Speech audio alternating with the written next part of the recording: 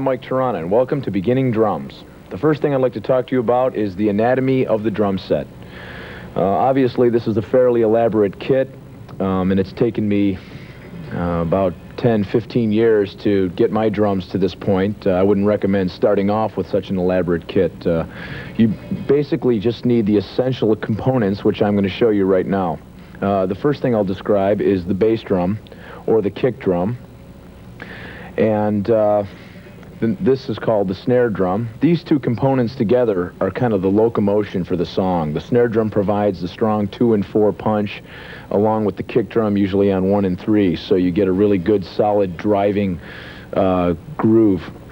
Okay? Next are the toms. This is called a rack tom, and these lower drums down here are known as the floor toms. And these can be used for groove situations or for playing melodic fills. The cymbals, which are above me here, these are known as crash cymbals. They're basically used for accenting, although they can be used for crash ride type patterns.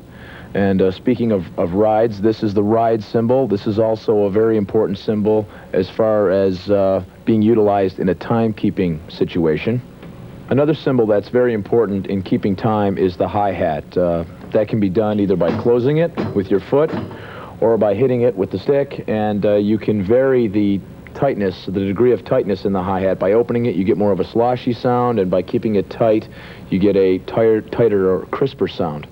Okay, and these four components, the hi-hat, the snare drum, the kick drum, and the ride cymbal, are integral parts of the timekeeping element in playing drums. I'd like to talk a little bit about tuning. Let's talk about the tuning of the kick drum, first of all. It's the biggest drum, therefore it's going to be the lowest tuned drum. And when you listen to a lot of records, be it an AC/DC record or something along those lines, you get a real, or you hear a real heavy, fat sound. And usually when you buy your drums, it won't come with any kind of internal muffling device. So I'd recommend taking like a blanket or a pillow and kind of setting it in the bass drum and kind of dampening the drum, and it gives it a real smooth, fat sound. Okay, that'll help you just establish that punch. Okay, the snare drum is a very important drum. It's the 2 and 4 punch that provides the locomotion for the groove in all heavy metal tunes or hard rock tunes. I would recommend keeping the tuning or the tensioning as even as possible. You can do that by using a drum key, just placing it on top of the tension rod. Okay, I usually put my finger in the center of the drum and tap lightly around each lug. You can hear a little bit of a pitch change, but not too much. And that's one way to ensure that the drum remains in tune. The snare drum you want to tune a little higher than the kick drum or the toms, for example. Moving along to the toms, usually drums today come with a top head and a bottom head. The top head, or the batter side, is a little thicker, and the bottom head is a little thinner. The key to tuning a double-headed drum is to make sure that both heads resonate together simultaneously in tune.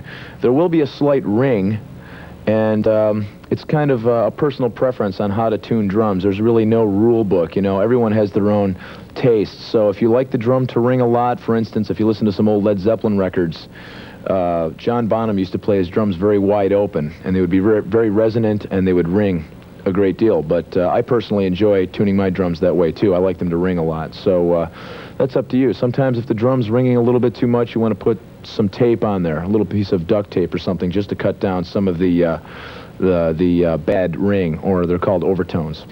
Now, the way you set your snare drum with reference to the height and height of your toms and cymbals, it's all relative, you know. Depends on whether you're a large or small person. Just how you feel comfortable is the way to gauge your setup. You know, you have to sit behind it and play it, so I would recommend just sitting down and kind of thinking about how you feel behind your drums. It's very important to feel comfortable and relaxed, and it necessitates good playing. Now, the next thing I'd like to show you is some technique as far as holding the stick. The first thing you want to do is you want to find the balance point of the stick. Now, for me, it's somewhere near the end here, if you can see my hands. Look where my hand is. there's a sweet spot or a balance point, okay, that allows me to get a good fulcrum on the stick. I'm not holding it up here because when I want to do double strokes and things of that nature, different kind of fills, it's going to inhibit me, okay? You want to hold it back here where you can get some finger technique. If you can see my fingers, how they're moving the stick up and down. All right, now you don't want to hold on to the stick too tight either. That's just going to make your playing sound more forced, and it's going to inhibit some of the double stroke rolls that we're going to be doing later. This grip that I'm showing you is the match grip, which is used by most rock drummers. And the other grip, which is not commonly used by rock drummers, is called the traditional grip, like this. Okay, we're not going to use that for this style of drumming. And notice when I strike the drum that I use an authoritative kind of attack. I'm not using my whole arm. I'm not stiff, yet I'm snapping my wrist. If you notice, I'm loose. I'll hit the drum once or twice to show you.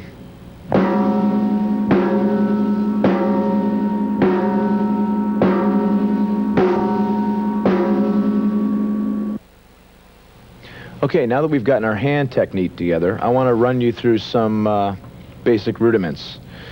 Now, there are 26 rudiments in the drumming language, and oddly enough, there are 26 letters in the English alphabet. So rudiments are kind of the basic building blocks of drumming, okay?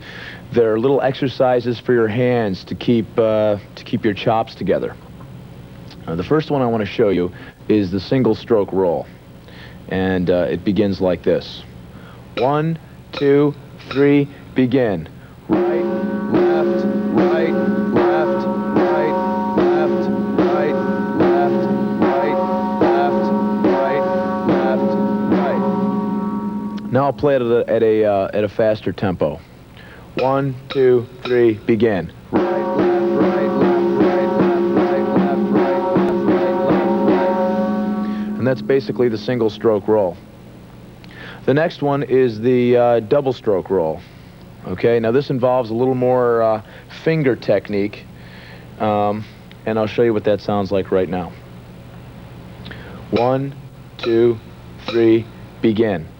Right, right, left, left, right, right, left, left, right, right, left, left, right, right, left, left, right, right, left, left, right, right, left, left, right, right. At a faster tempo, that will sound like this. 1, 2, 3, begin.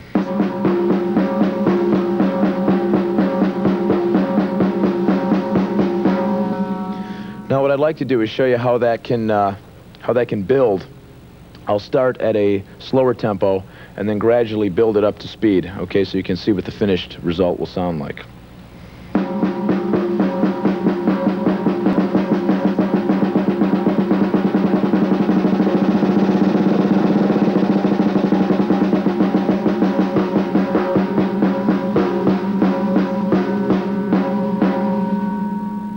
Okay, now the next rudiment I'd like to show you is a very important rudiment. It can be really applied to the drum set well, especially for hard rock. It's called the paradiddle. Okay, follow along in the booklet. 1, 2, 3, begin.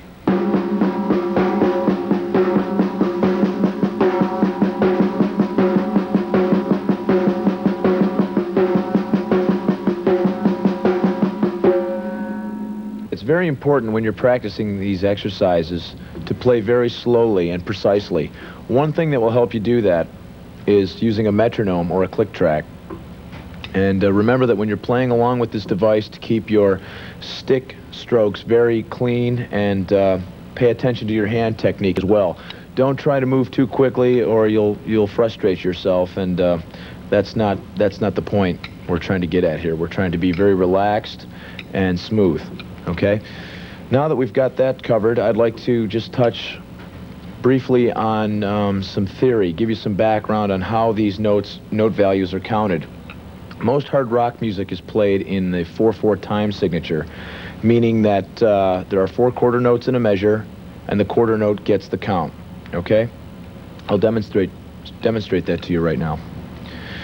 1, 2, 3, begin. 1, 2, 3, 4. 1, 2,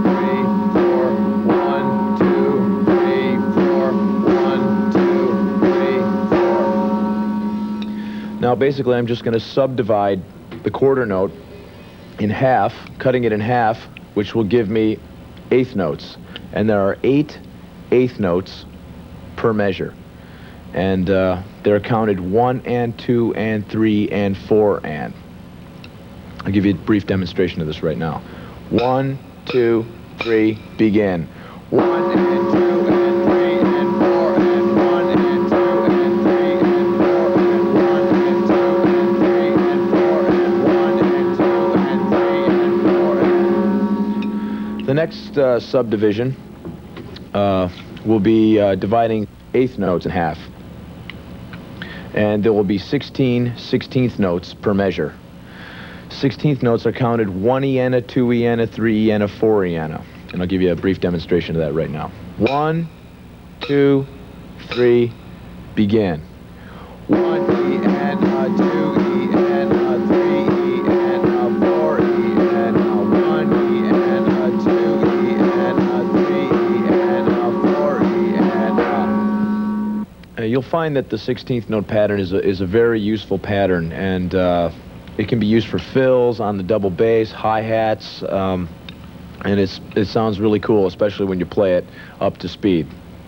Now I'd like to just show you how the eighth notes and quarter notes are integrated onto the kit, and I'll begin to show you this on the main timekeeper, the hi-hat, okay? First I'm going to demonstrate the quarter notes. We remember how to count those. 1, 2, 3, 4. Okay, now I'll show you how to play it on the hi-hat. 1, 2, 3, begin. 1, 2, 3, 4. 1, 2, 3, 4. You notice that I'm loose and I'm using my wrist when I'm doing strokes on the hi-hat. Okay. The next group of notes are known as the eighth notes, and I'll show you how those get used on the hi-hat. 1, 2, 3, begin. 1 and 2 and 3 and 4 and 1 and 2 and 3 and 4 and 1 and 2 and 3 and 4 and 1 and 2 and 3 and 4 and...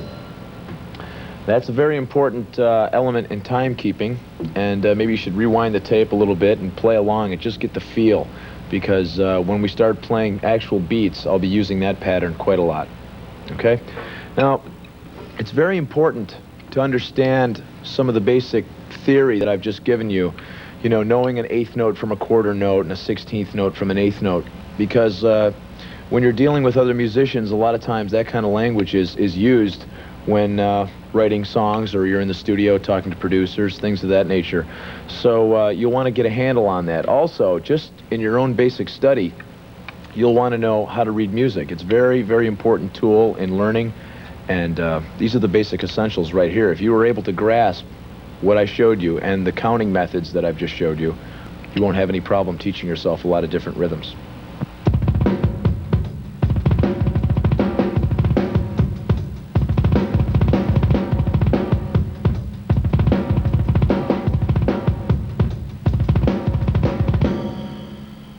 Now I'd like to talk to you a little bit about the bass drum pedal mechanism. There's a couple of things that you need to pay attention to in order to dial your pedals in properly so that you can play them with ease. The first thing you want to look at is the pedal spring tensioning. I like to keep mine relatively tight so that I can get a good arc, or a good response from the pedal, okay? The tighter the spring, the faster that the beater will swing back and forth. Another thing you want to pay attention to is that the beater should strike somewhere in the middle of the bass drum. And you want to get a good arc, You want to get some power. If it's too short, you won't get a good punch. There are also two techniques when playing the bass drum pedal. You can play with your heel up, or you can play with your heel down. I have to play with the ball of my foot midpoint on the pedal. I found I get a lot more power that way. You can play heel up or heel down. It really doesn't matter, whichever way you feel comfortable. I play heel up because that's the most comfortable for me. Now I want to show you how to integrate the two patterns we learned before, the quarter notes and the eighth notes. I demonstrated those to you on the hi-hat. Now I want to show you how these patterns will sound on the bass drum. Okay? We're going to start first with the quarter notes. 1, 2, 3, begin. 1, 2, 3, 4. 1, 2, 3, 4. 1, 2, 3, 4. 1, 2, 3, 4. Now the next pattern I want to show you is eighth notes. Those are counted 1 and 2 and 3 and 4 and. Sounds like this. 1, 2, 3, begin. 1 and 2 and 3 and 4 and 1 and 2 and 3 and 4 and 1 and 2 and 3 and 4 and 1 and 2 and 3 and 4 and. Now we're going to put all this information together, and I'm going to show you how to play some basic rock beats using the hi-hat, the snare drum, and the kick drum. Okay? So play along with me. I'm going to start out real slow, and this is rock beat number 1. Refer to your booklet. It's a real straightforward groove. 1, 2, 3, begin. 1 and 2 and 3 and 4 and 1 and 2 and 3 and 4 and. Now I'm going to add in the snare drum. 1 and 2 and 3 and 4 and 1 and 2 and 3 and 4 and. You feel that backbeat? That's the power right there. Now I'm going to add in the kick drum. 1 and 2 and 3 and 4 and 1 and 2 and 3 and 4 and 1 and 2 and 3 and 4 and. Now I'm just going to groove. Play along with me. Get the feel. Don't be afraid to hit the drums. Play with authority.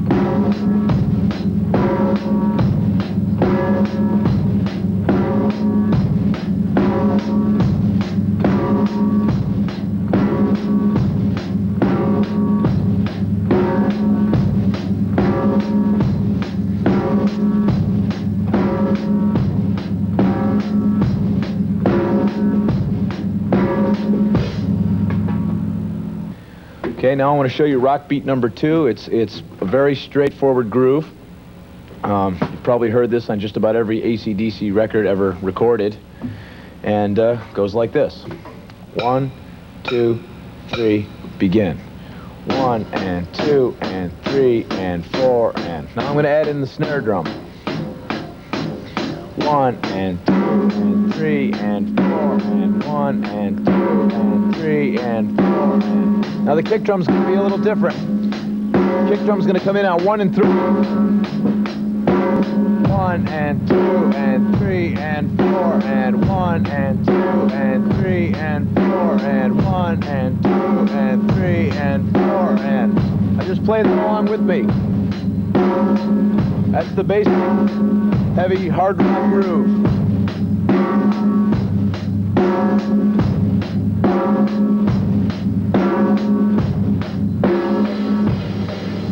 Loosen up on the hi-hat a little bit too, make it sound 4.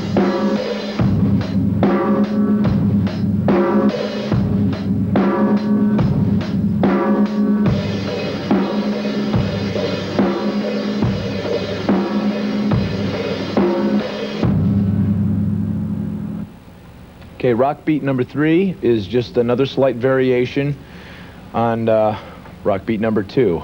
The kick drum's going to come in on 1 and 3 and. Sounds like this. 1, 2, 3, begin. 1 and 2 and 3 and 4 and. I'm going to add in the snare drum now. 1 and 2 and 3 and 4 and 1 and 2 and 3 and 4 and. Now the kick drum comes in at 1 and 3 and. 1 and 2 and 3 and 4 and 1 and 2 and 3 and 4 and 1 and 2 and 3 and 4 and. Now you can play around with the hi-hat a little bit, make it sound different.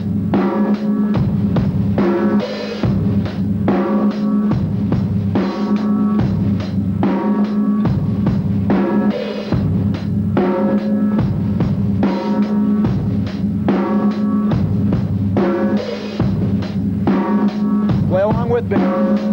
Feel the groove.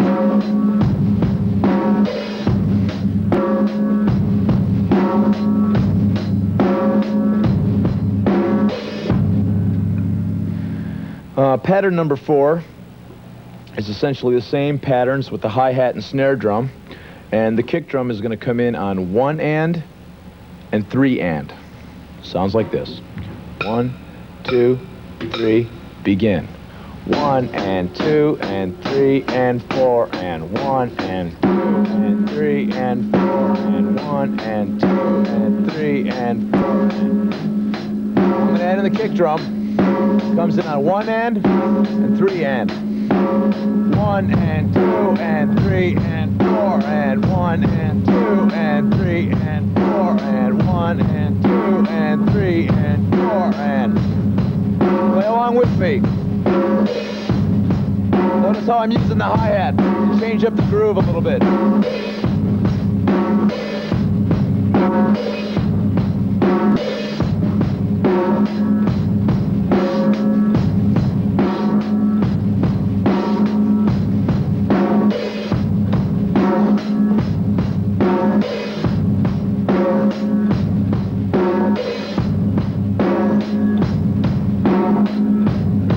Open up the hi-hat, make it sound full.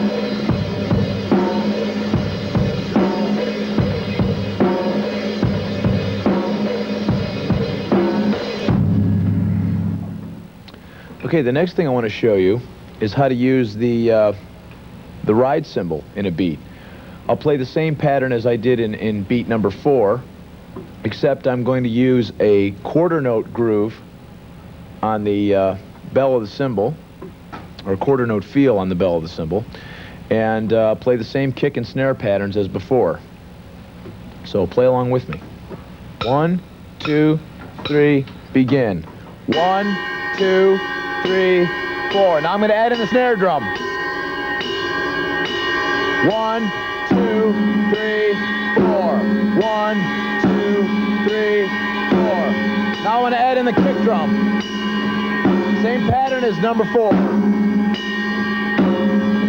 And 2 and 3 and 4 and 1 and 2 and 3 and 4 and 1 and 2 and 3 and 4 and 1 and 2 and 3 and 4 and.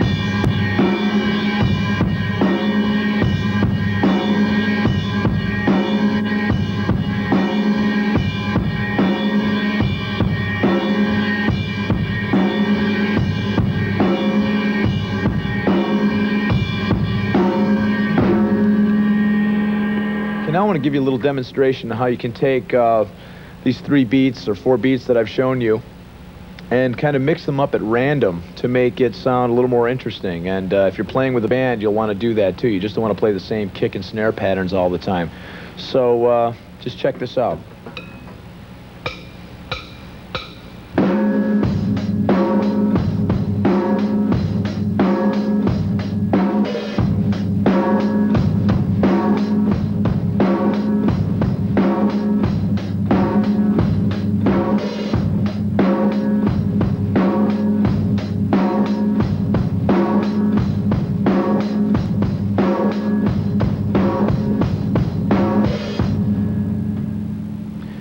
Okay, now we've been learning to play these grooves and keeping a good solid beat, which is very important. But to make things a little more interesting, we're going to throw in what's called a fill.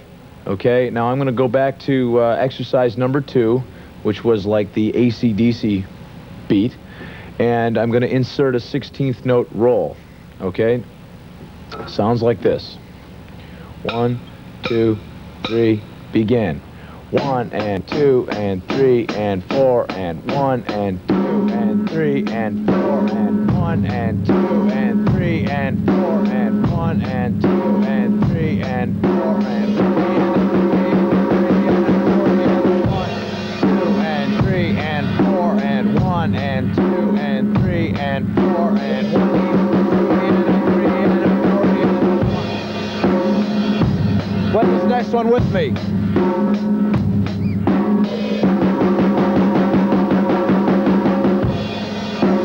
Notice I crash on 1 when I come back in.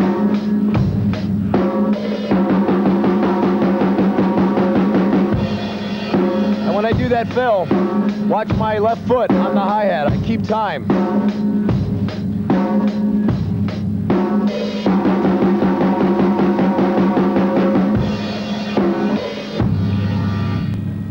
Okay, now I'm going to show you the same groove, but instead of just playing the 16th note fill on the snare drum, I'm going to move it around the drums to make things more interesting. You can go all the way down the toms in a linear fashion, or you can hit the toms at random and really mix things up, okay? So refer to your book. I'm not going to count on this one. And here we go.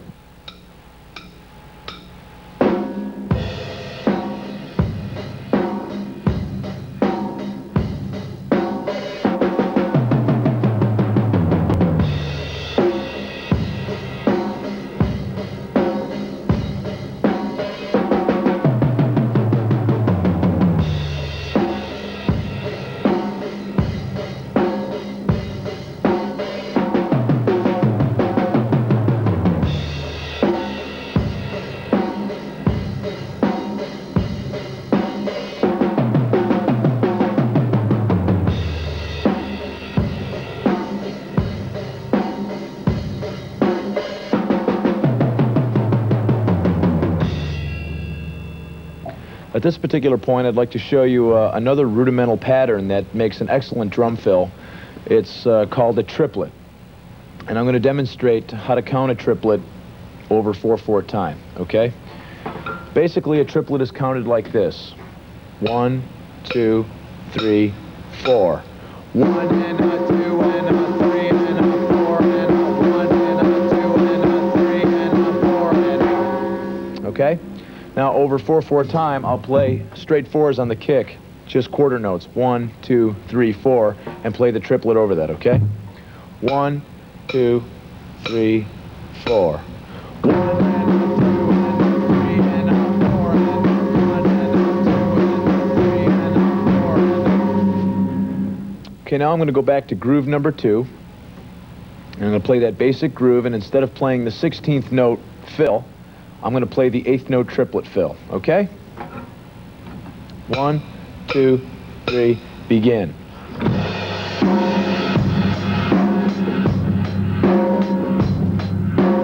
1 and 2 and 3 and 4 and 1 and a 2 and a 3 and a 4 and 1 and 2 and 3 and 4 and 1 and 2 and 3 and 4 and 1 and a 2 and a 3 and a 4.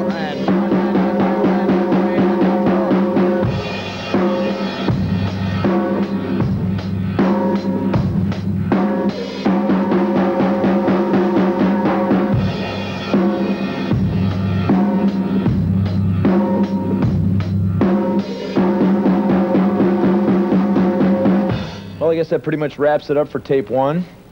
I realize that that's a lot of information to be thrown at a beginner in a 30-minute time frame, but all I can recommend to you is just, take your time. Feel free to rewind the video as many times as possible to just pick up all the little odds and ends you may have missed the first time around. And be patient. It's not going to happen overnight. I've spent years playing the drums and to get to the level that I'm at right now, and I'm still learning. I learn every day something new. So I wish you the best of luck, practice hard, and I'll see you on tape 2.